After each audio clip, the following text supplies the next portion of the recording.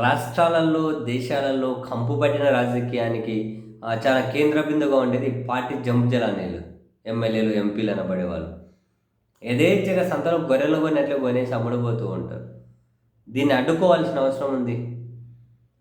So, తెలంగాణలో BRS ఎమ్మెల్యేలు 10 మంది కాంగ్రెస్‌లోకి వెళ్లారు.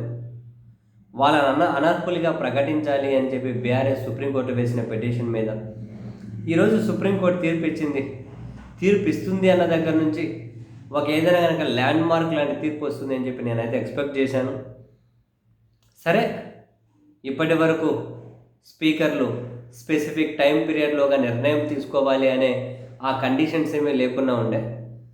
ఈరోజు గౌరవ ప్రధాన న్యాయమూర్తి గారి నేతృత్వంలో ధర్మాసనం ఇచ్చిన తీర్పు ఒక కండిషన్ అయితే పెట్టింది తెలంగాణ స్పీకర్ వరకు. 3 నెలల్లోగా వాళ్ళ మీద నిర్ణయం తీసుకోండి అని. తెలంగాణ స్పీకర్ కోర్టులోకి సుప్రీంకోర్టు బంద్ వేసింది.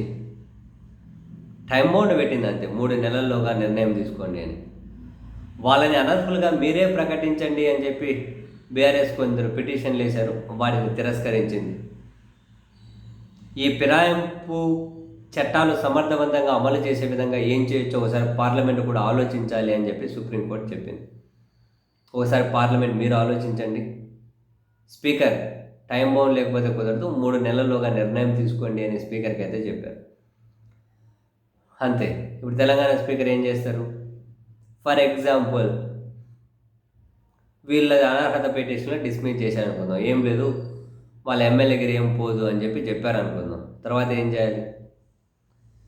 మళ్ళీ న్యాయస్థానాలకు పోతూనే ఉండాలి. అవి తెగేసరికి మళ్ళీ 5-10 ఏళ్ళు అవుతాయి. ఇప్పుడు పాయింట్ ఏంటి అంటే, స్పీకర్లు అంత జెన్యున్గా, స్పీకర్లు అంత నైతికంగా పనిచేస్తున్నారా? కాదండి. ఒక బీఆర్ఎస్ నుంచి గెలిచిన ఎమ్మెల్యే కాంగ్రెస్ బీఫామ్ మీద ఎంపీగా పోటీ చేయడానికి అంతకుమించి ఇంకేం కావాలి? ఫిరాయింపు సాక్ష్యం ఏం కావాలి? ఇటువంటి విషయంలో కూడా ఇన్ని రోజుల పాటు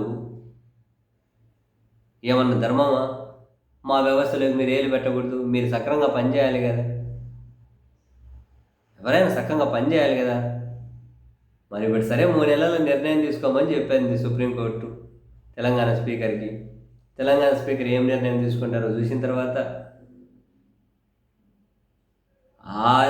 ఆ నిర్ణయం మీద మళ్ళీ న్యాయస్థానాలు గడపే దొక్కాలి.